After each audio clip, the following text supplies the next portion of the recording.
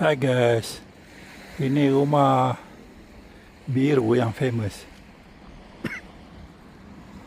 kerana kerja-kerja untuk menyelamat. Dan masa kerja-kerja nak menyelamat ada jalan kat bawah ni untuk menyelamatkan rumah ni. Sekarang ni jalan tu pun dah habis, tak ada. Dan ujung sana ialah tanah member saya. Dah 2 tahun saya beritahu, dan tanah dia makin berkurangan. Saya rasa end of this year akan semua masuk dalam laut lah. Dulu boleh parking kereta lagi dekat situ, sekarang dah tak boleh dah. So tak lama jalan ni akan kena. So tanah member saya tu akan rosak semua.